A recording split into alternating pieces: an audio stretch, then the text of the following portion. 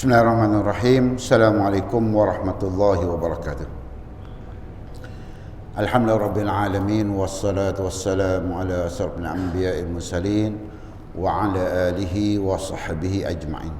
Rabbi shrah li sadri wa yassir li amri wa hlul 'uqdatam min lisani yafqahu qawli, amma ba'd. Alhamdulillah, marilah sama-sama kita mengucap syukur pada Allah Subhanahu wa taala. Dan Allah Subhanahu wa taala masih lagi memberi kita banyakkan umur untuk sama-sama kita hadir bagi mencari sedikit ilmu Allah Subhanahu wa taala. Mudah-mudahan Allah Subhanahu wa taala akan menambahkan keimanan padanya, insya-Allah. Insya-Allah malam ini kita sambung pengajian kita seterusnya. Malam ini kita akan membicarakan tentang yang berkaitan dengan keistimewaan umat Nabi Muhammad sallallahu alaihi wasallam dalam pembinaan masjid.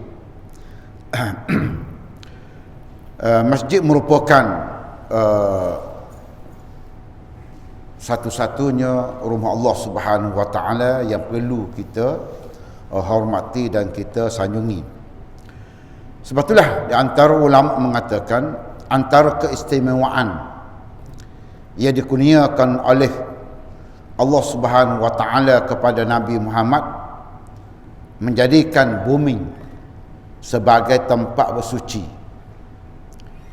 iaitu sebagai masjid. Bumi ini bersih, suci. Sebab itulah kalau kita tengok Syiah, mazhab Syiah, ia berdasar kepada hadis Nabi yang kita akan baca sekejap lagi.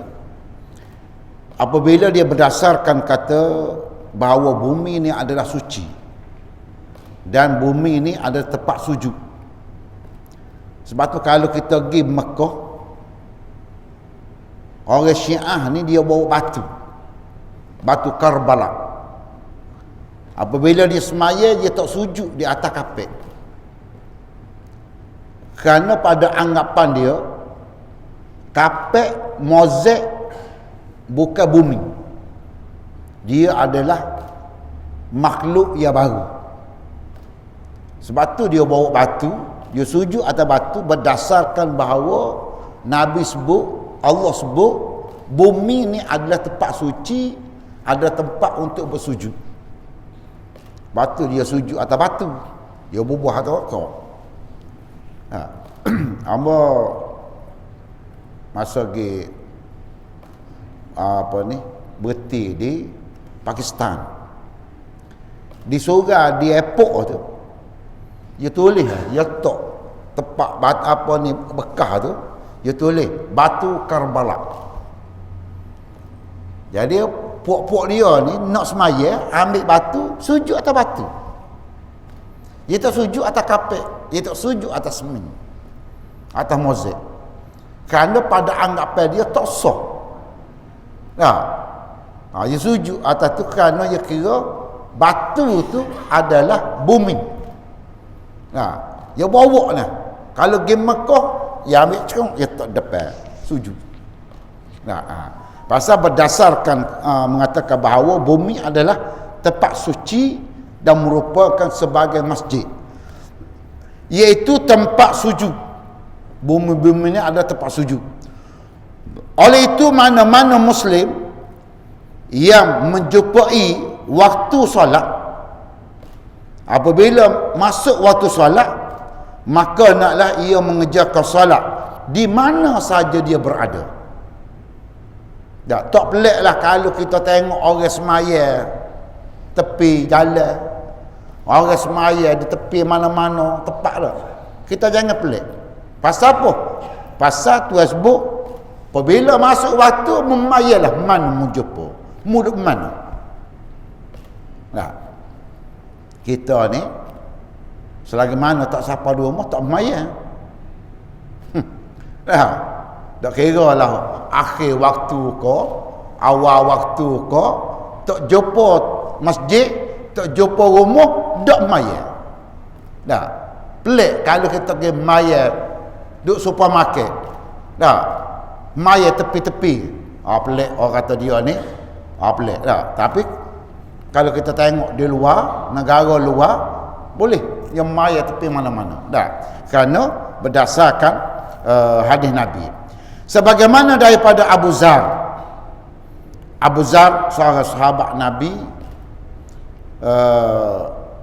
dia banyak sejarah dia lah Abu Zar ni.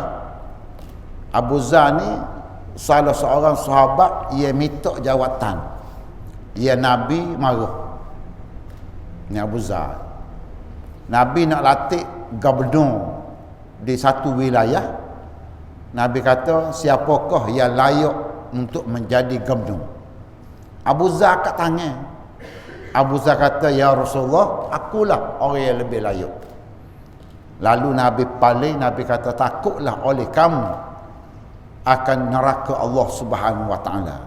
Kerana orang yang meminta jawatan ni berat tanggungjawab dia. Orang yang minta jawatan, kalau dia tidak dapat laksanakan tugas, dia dosa. Tapi kalau orang pilih dia tak dapat laksana, tak dosa. Pasal dia tak minta, orang latih. Tapi kalau dia minta, dia tak dapat melaksanakan amanah, dosa besar. Tak, batu Nabi marah kepada Abu Zar. Tapi akhirnya Nabi latih dia juga. Nah, latih Abu Zar juga. Pasal Abu Zar ni sahabat Nabi yang banyak hafal hadis dan sebagainya. Kata Abu Zar, "Qultu ya Rasulullah, ayyu masjidin wudi'a fil ardi awalan?" Qala, "Masjidul Haram." Qultu, "Summa ayyu?" Qala, "Summa Masjidil Aqsa." Qultu, "Kam bainahuma?" Qala, 40 sanah. Summa qala, "Aynama adrakatka lis-salah fa shalla fa huwa masjidun wa fi riwayah fa kulluha masjidun." Aku pernah bertanya, kata Abu Zar, aku pernah bertanya Rasulullah, "Wahai Rasulullah, masjid manakah yang pertama sekali dibina di muka bumi?" Masjid gapo mula-mula sekali dibina atas muka bumi? Lalu Nabi kata, Masjidil Haram. Masjid Haram, Masjidil Haram, kalau kita pergi Mekah tu adalah masjid yang pertama dibina oleh Nabi Ibrahim alaihissalam bersama anaknya Nabi Ismail. Itu masjid yang pertama atas dunia. Kemudian aku bertanya lagi. Abu Zar kata, aku tanya lagi, lalu yang mana satu? Beliau menjawab, lepas pada Masjidil Haram, masjid apa? Nabi kata, Masjidil Aqsa. Masjidil Aqsa merupakan masjid yang kedua selepas daripada Masjidil Haram. Yang dibina, Nabi sebut ni, aku bertanya lagi, berapa lamakah jarak masa pembinaan antara Masjidil Haram dengan Masjidil Aqsa? Lalu Nabi kata, qala 40 sanah, iaitu selama 40 tahun. Nabi Ibrahim dia bina masjid di Masjidil Haram, siap Masjidil Haram tu, Kaabah tu, lepas pada tu 40 tahun Nabi Ibrahim berhijrah ke Palestin. Pasal salah seorang isteri Nabi Ibrahim ni orang Palestin. Maka Nabi Ibrahim ni pergi ke Palestin, jarak dia selama 40 tahun. Selepas daripada dia bina Masjidil Haram, dia pergi bina pula Masjidil Aqsa. Batu Nabi kata 40 tahun. Kemudian beliau bertanya lagi, di tempat mana pun kamu menjumpai waktu salat, maka salatlah di situ, kerana tempat di situ boleh dijadikan sebagai masjid. Dah. Maknanya Masjidil Aqsa merupakan masjid yang kedua selepas daripada Masjidil Haram yang dibina oleh Nabi Ibrahim. Maka Nabi Ibrahim juga bina Masjidil Aqsa selepas 40 tahun. Ya, jarak dia Siap di Mekah, jalan naik apa ni kuda ke, unta ke, pergi pula. Jarak antara Masjidil Haram ke Masjidil Aqsa, beribu batu. Nabi ketika Nabi Isra' dan Mi'raj. Nabi Isra' daripada Masjidil Haram ila Masjidil Aqsa. Barakna haulahu linuriyahu min ayatina. Nah, apabila Nabi itu dia Isra' daripada Masjid Mekah ke Masjidil Aqsa, itu mana Isra'. Mi'raj daripada Masjidil Aqsa ke Sidratul Muntaha. Dah, jarak dia beribu batu antara Masjid Aqsa ke Masjidil Haram. Nabi tak apalah, dia naik borok. Dah, naik borok tu Isra'. Mi'raj naik ke atas. Mi'raj. Sejarah Nabi berhenti di Masjidil Aqsa ni, Nabi semaya bersama dengan seluruh nabi-nabi alaihissalatu wassalam. Nabi ni dia ada 124,000 nabi. Rasul ada 25 orang. Nah, tapi nabi ada 124,000. Nabi ni jadi imam di Masjidil Aqsa kepada seluruh nabi-nabi. Sebab itulah Nabi dia tambak borok tu di Masjidil Aqsa. Di Masjidil Aqsa tu ada dinding tempat Nabi tambak borok.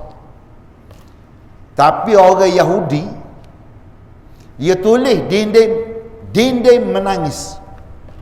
Ni kalau kita ada peluang pergi ke Masjidil Aqsa, dia tulis dinding menangis. Orang Yahudi buat sejarah Nabi, tempat Nabi tambak borok.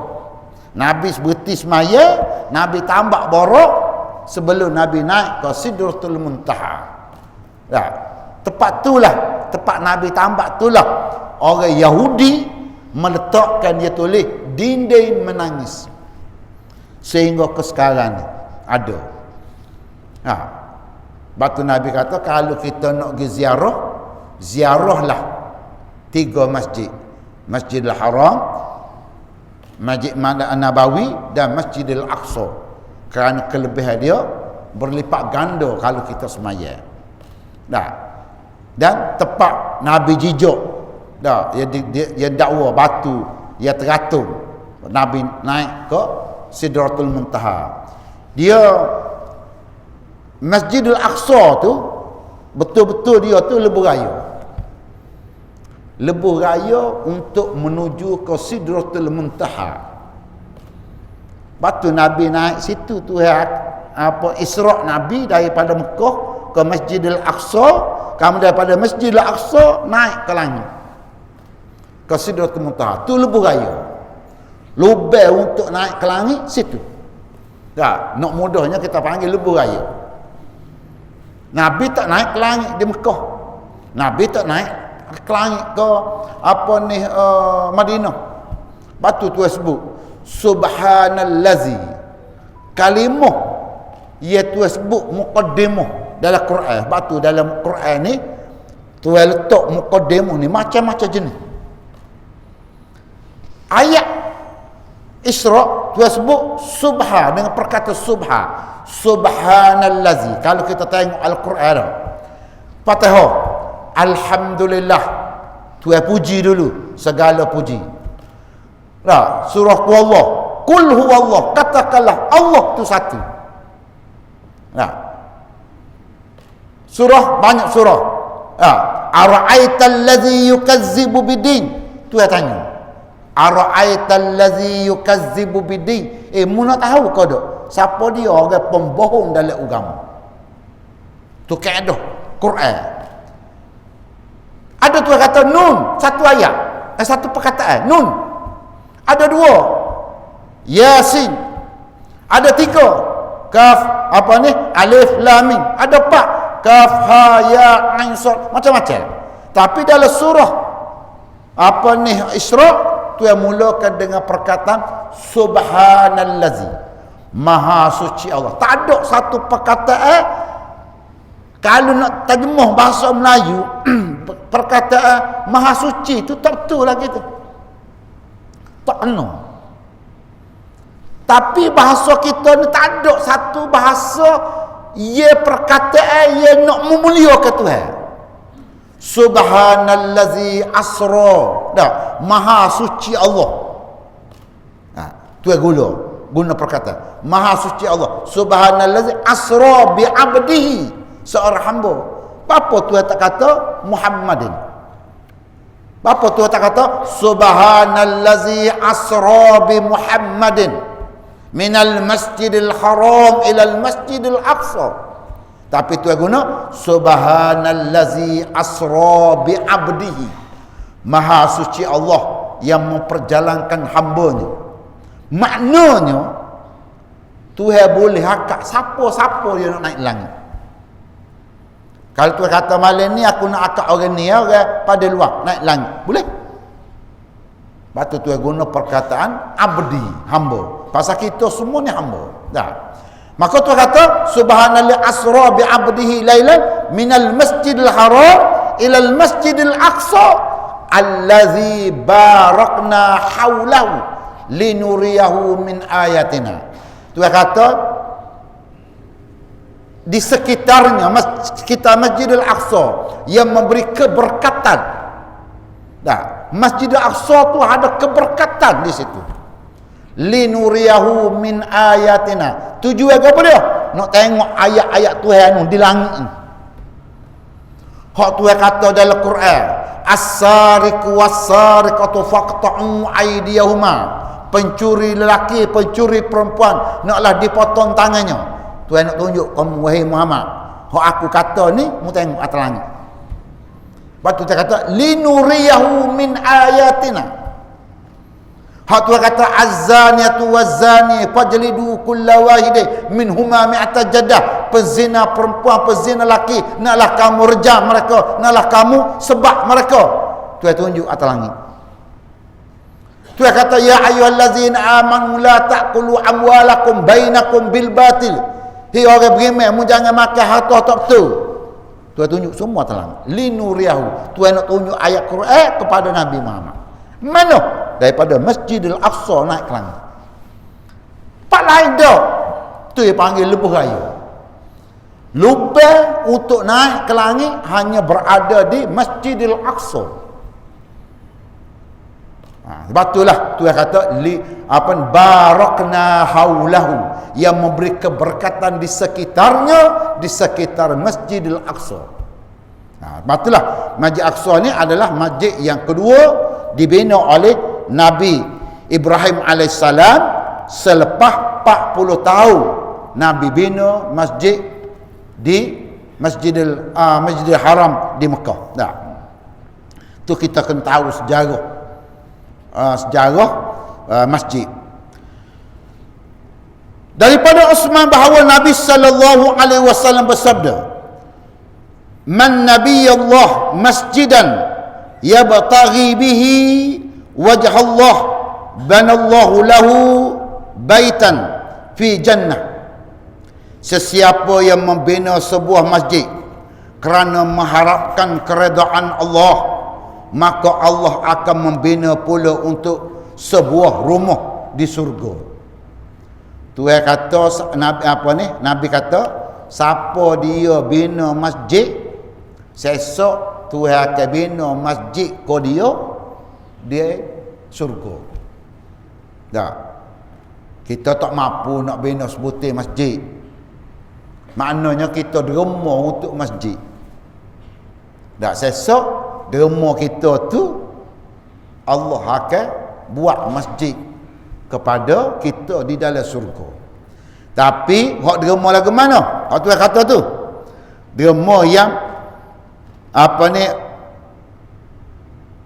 dibina yang mengharapkan keredaan Allah. Bukan kita derma orang nak buat masjid tu kerana nak nyoho. Oh, kawin derma masjid mari 10 ya. Dah. Oh, kawin derma minggu ni 50 ya. Oh, kawin QR. Dah, QR. Oh, masuk QR 50 ya, 30 ya. Waktu bukan mendapat keredaan dah. Mana orang yang betul-betul ikhlas kepada Allah Subhanahu wa taala. Kata Imam Ahmad Ibn Habban mengatakan bahawa sabda Nabi sallallahu alaihi wasallam, ma banallah masjidan walau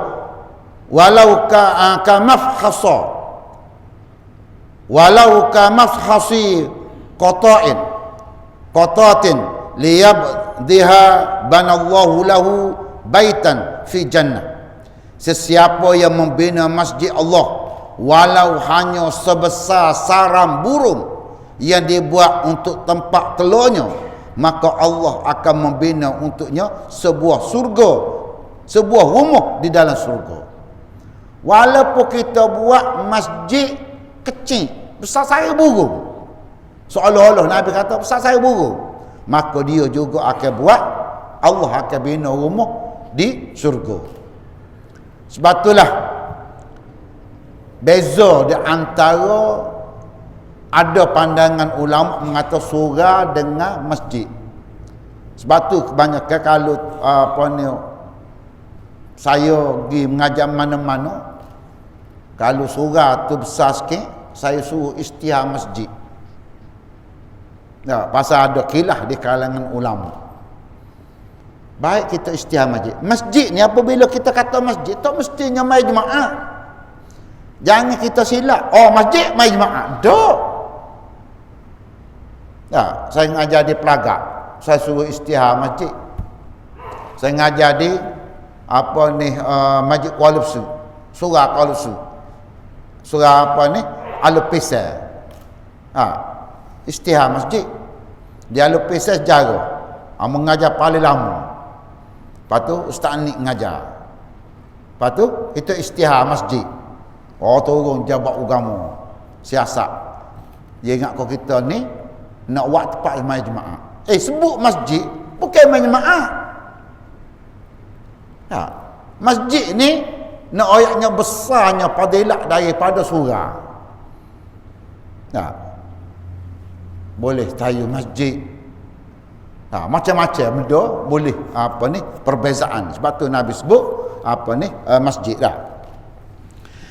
Kemudian Nabi sebut membaca doa ketika nak berangkat ke masjid merupakan satu sunnah Nabi. Ya. Nak turun daripada rumah nak pergi ke masjid, dia ada doa. Ada doa. Kata Ummu Salamah, kanat Rasulullah sallallahu alaihi wasallam iza kharaja min baitihi qala bismillah tawakkaltu ala Allah Allahumma inni a'udzubika an udilla au adalla au azilla au azalla au azlama au azlima au uzlama au ajhala au yujhal alayya. Nah, ni doa. Kata Nabi, apabila Nabi sallallahu alaihi wasallam, kata Ummu Salamah, apabila Nabi nak keluar daripada rumah, Nabi berdoa, bismillah tawakkal ala Allah Allahumma inni a'udzubika an adilla au adalla au azilla au azalla au azlima au uzlama au ajhala au yujhala alayya. Makna dia apa? Dengan nama Allah aku bertawakal kepadamu. Bismillah tawakkal ala Allah. Ya Allah, aku memohon dilindungi daripada sesat ataupun disesatkan, tersalah ataupun dipersalahkan, menyanyai ataupun dianyanyai, kebodohan atau diperbodohkan oleh orang. Dah, tu doa.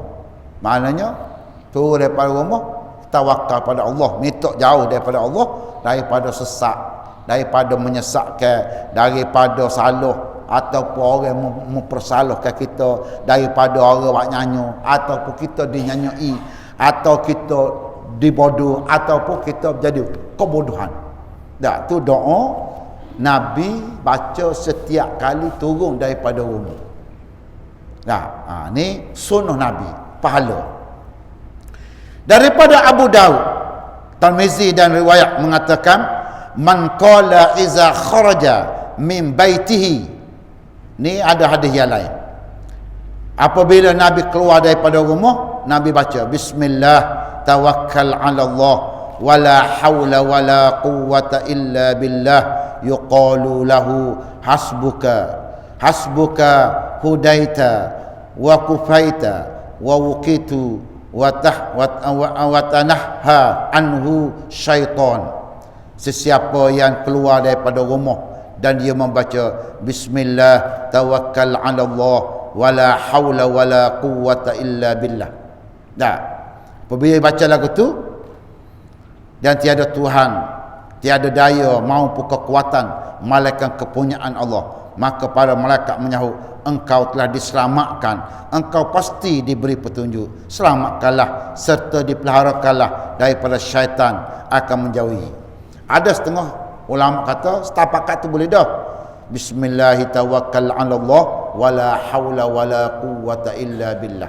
Dah, mana kita turun daripada rumah, mana Tuhan selamat segala-galanya daripada gangguan syaitan, manusia dan semua sekali. Dah, tu. Dan banyak lagi lah hadis-hadis yang Nabi sebut tentang doa yang keluar daripada rumah.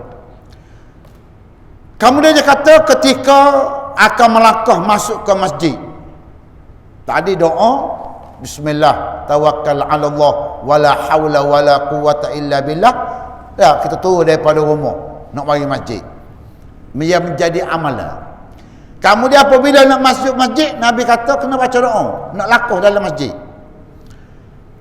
Nabi sebut a'udzubillahil azim, ya, baca ni, ya, tu baca doa panjang, kita ambil apa pendek. Allahumma ghfirli zunubi waftahli abwabi rahmati. Dah, tu doa nak masuk masjid.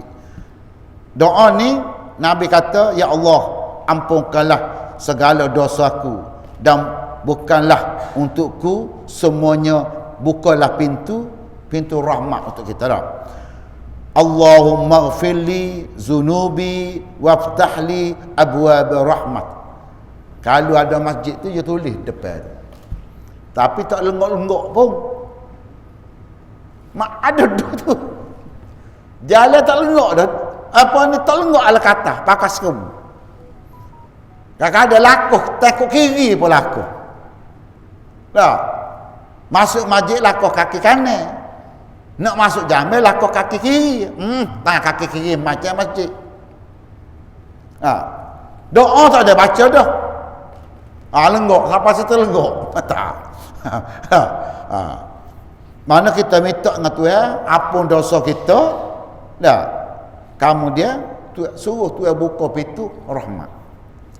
Dah. Pasal kalau kita tengok dalam video, berapa ramai dah orang yang mati atas masjid. Dah, mati atas masjid ketika duduk tengah sembahyang, ketika duduk berdoa dalam masjid. Acu terang kita tanya orang hok mati atas masjid, kebanyakannya dia tak tinggal doa ni. Ya, kita tak tahu ni mati bila kita ni, mati mana kita tak tahu. Semua kita niat nak mati pak comel belakang. Tak ada orang niat nak mati di tempat tak comel. Bagus dah mari masjid. Dah. Bimbangnya mari masjid mati lain. Kita nak biar kita mati tempat yang paling comel. Selepas daripada mati syahid, mati tengah sembahyang. Khalid Al-Walid, ketua angkatan turus tentera zaman Nabi. Khalid Al-Walid, dia berdoa dengan Tuhan, dia nak mati syahid dalam perang. Khalid, tapi tak mati perang. Khalid zaman Sayyidina Umar, Abu Bakar, dia jadi panglima perang zaman Nabi, tapi dia tak mati dalam perang. Sahabat lain mati perang, mati syahid, tapi dia duduk. Tapi dia mati mana? Khalid Al-Walid mati di atas tikas jadah. Sebab tu ulama kata orang yang mati tengah semaya mati syahid. Walaupun syahid dia ada 3, syahid dunia akhirat, mati syahid perang. Syahid akhirat, syahid dunia. Syahid akhirat ni orang tino beranak, mati beranak. Orang tino dia mati ketika beranak. Tapi kalau beranak hari ni mati minggu depan, ada tu. Dia nak ketika beranak tu mati. Tapi berapa ramai kita dengar seumur kita hidup, orang puan mati kerana beranak. Biasanya mati seminggu, 3 hari lepas beranak. Itu tak sah. Dia naknya mati ketika melahirkan anak. Baru ni ada seorang hamba Allah mati ketika beranak. Pergi. Dia beranak, anak duduk situ mati, mak mati, tinggal. Pergi tengok mayat dia. Anak tu orang pergi hospital, bawa sampai di hospital, pergi ke Terengganu, mati. Anak pun mati juga. Tu mati beranak sungguh tu. Mati lemah air, mati nyakit taun. Mati tu mati, dia ada mati syahid dunia, syahid akhirat, syahid dunia wa akhirat. Syahid dunia akhirat ni tak perlu semaya, tak perlu mandi. Pakai tanah hidup-hidup. Tanah lagu tu. Dengar pakaian dia, dengar apa semua sekali. Tu mati kerana perang. Tapi Khalid Al-Walid ni dia mati atas tikas semaya. Sebab tu ulama kata orang yang mati atas tikas semaya ketika semaya, maka dia tu mati syahid. Tapi mati dia tu kena mandi, kena tu. Mati syahid dia beza. Mati syahid akhirat ni bezanya dia tidak ada hisab di dalam kubur. Tak ada hisab. Sebab itulah Nabi ajar kita suruh baca doa. Apabila nak masjid, supaya kita ni Tuhan ampun dosa. Nak mari jumpa Tuhan, biar Tuhan ampun dosa. Muka pintu lagi. Tuhan ampun dosa aku, buka pintu rahmat. Itu apa ni? Nabi ajar kita kelebihan. Kemudian Nabi kata ketika keluar daripada masjid, dia sunatkan mendahulukan kaki dia sebelah kiri. Nak naik belah kanan, nak tubik sebelah kiri. Dia pun ada juga baca doa. Bismillah, Allahumma salli ala Muhammad, Allahumma ighfirli zunubi waftah li abwabi fadlik, Allahumma asamni minasyaitanir rajim. Samalah dengan kita masuk tadi. Itu doa ketika masjid. Kemudian keutamaan masjid dan duduk di dalamnya. Kata Bukhari dan Muslim daripada Abu Hurairah radhiyallahu anhu. Abu Hurairah ni sahabat Nabi. Nabi gelar dia Abu Hurairah. Abu Hurairah ni kucing. Dia Abu Hurairah ni dia pergi mana-mana, dia bawa kucing, dia bubuh dalam baju. Dia bubuh dalam baju. Baju orang Arab dia besar, tangan dia bubuh. Lalu Nabi pun tegur dia. Nabi kata, "Gapo dia tu?" Dia takut Nabi marah, dia susu. Nabi bertanya lagi. Nabi kata, "Gapo dia mau bawa tu?" Lalu dia kata, "Anak kucing ya Rasulullah." Lalu Nabi pun gelada, ya Abu Hurairah. Ya Abu Hurairah, hei pok kucing. Kita kena gelar benda baik tak apa, jangan gelar benda hudu. Mamak mana? Mamak palkho. Jangan gelar kau orang benda hudu. Nabi suruh cinta binatang. Kucing ni salah satu daripada binatang yang digemari oleh Nabi. Kucing tidur atas jadah Nabi, atas kain serban Nabi, Nabi guting. Tak sewi gerak kucing. Guting kain serban. Nabi saya ke binatang. Tapi binatang-binatang je. Binatang yang bahaya, binatang waktu Nabi suruh bunuh.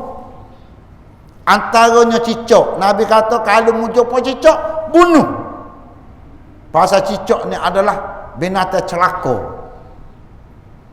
Dia binatang bahaya.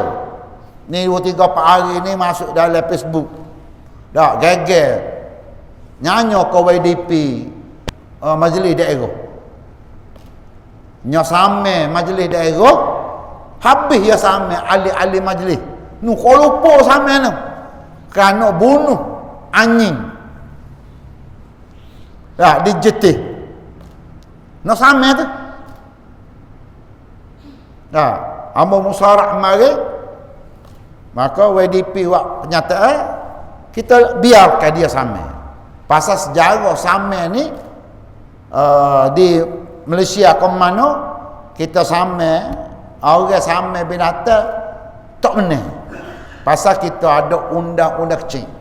PBT ni dia ada undang-undang kecil, iaitu boleh kita membunuh binatang yang mengganggu ketenteraman orang awam. Dan anjing tu berapa kali dah kita pergi nasihat ke dia, ketua dia, supaya jangan lepas. Kita tak tembak, orang lain tembak. Nyakit kepada majlis. Ini nak sama. Ia nak sama dengan CV pula. Mahkamah CV. Sila, tak apa. Kita guna lawyer. Kita akan lawan. Dia panggil kumpulan pencipta haiwan. Ni. Hak jenis saya aku anjing. Sedangkan anjing dia tu duk ganggu orang. Maka hak tu hak ganggu dalam Islam Nabi suruh bunuh. Binatang yang mengganggu. Contohnya cicak, binatang berbisa, ular, jeking, dia semua sekali tu kita bunuh tak apa. Cuma Nabi larang jangan bunuh dengan api. Tak boleh bunuh dengan api, dosa. Ni kita ni kenggo. Kenggo ambil tulang sakut di pohon apa ni jambu, urung ke kenggo kita bakar, dosa besar. Hak boleh bakar hanya Allah Subhanahu Wa Taala. Hak boleh bakar makhluk ia bernyawa. Kita manusia tak boleh bakar. Ni nak kenggo banyak kali zaman dulu. Boboh apa ni? Tulang kak urung sengok cucu habis dosa tak boleh. Nak bunuh benda lain boleh, nak spray kau dengan baygon kau dengan gapo kau risik kau sila. Jangan bunuh dengan api. Ni tikus rumah kita ambil bong bubuh dalam api, dosa. Tikus boleh bunuh kerana dia binatang perosok, boleh bunuh. Orang lain jangan bunuh dengan api, maka Allah larang. Kata Baihaqi Bukhari Muslim, man ghada ila al-masjid wa raha a'adda Allahu lahu jannah nuzulan kullama ghadan waraha. Keutamaan orang duduk dalam masjid. Nabi kata sesiapa yang datang ke masjid atau pulang daripada masjid, maka Allah menyediakan untuknya jamuan di dalam surga setiap kali dia pergi dan pulang daripada masjid. Besar ni kelebihan orang mari masjid.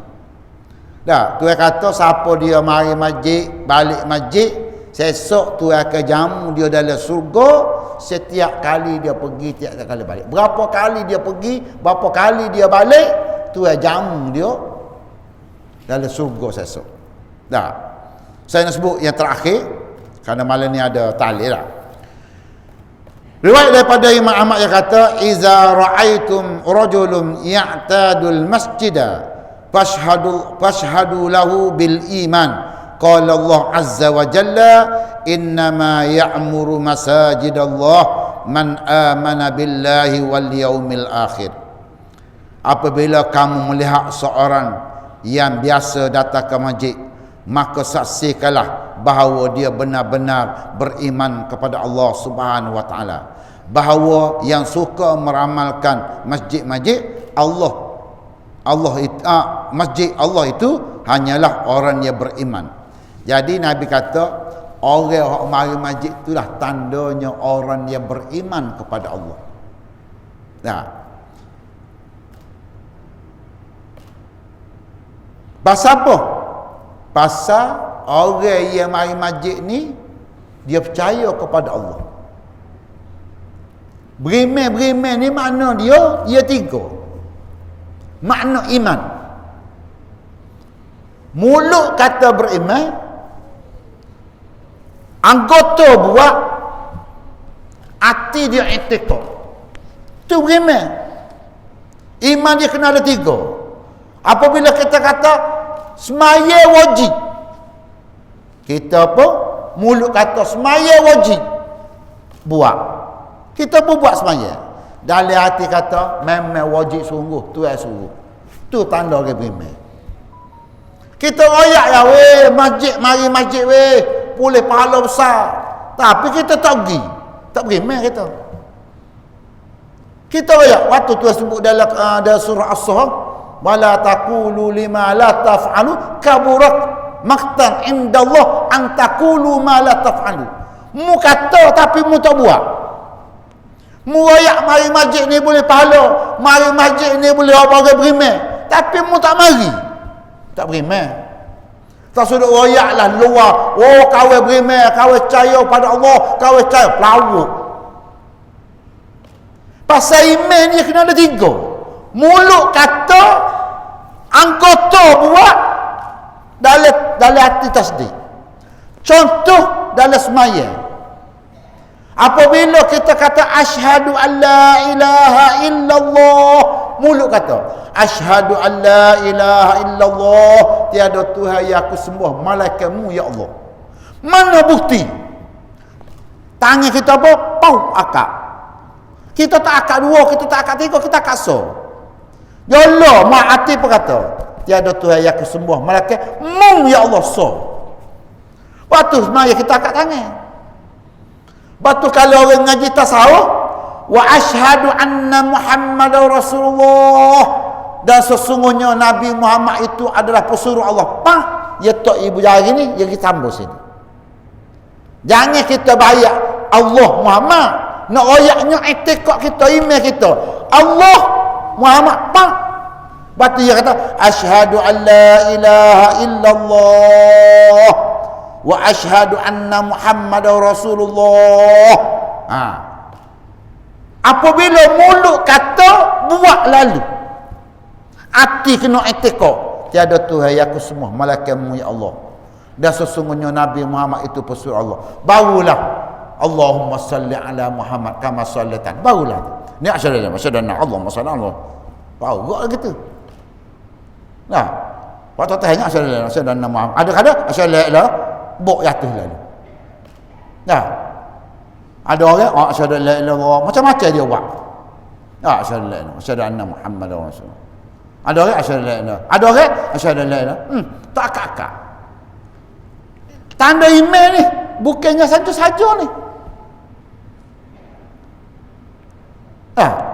Hok kita kata ni, dia kata Tanda kita beriman, mari masjid. Apabila kita kata wajib mari masjid mari jemaah, mana bukti mulut kata? Buat mari. Tapi mulut saja kata, tak buat. Tak beriman. Supaya juga maya kita kata asyhadu an la ilaha, mana bukti tiada Tuhan yang aku sembah malaikamu ya Allah, mana? Mana kita pepong akak tanya. Ya, tu bukti. Kalau buat asyhadu an la ilaha wa asyhadu anna Muhammadan, tak ada gapo. Email kita tak ada. Nah, bukan saja maya-maya akak tangan gapo, bukan saja. Nah, batu Nabi suruh tengok asyhadu an la ilaha illallah. Berti mata. Tiada Tuhan yang kesemua malaikamu ya Allah. Wa asyhadu anna Muhammadar Rasulullah. Sesungguhnya Nabi Muhammad itu pesuruh Allah.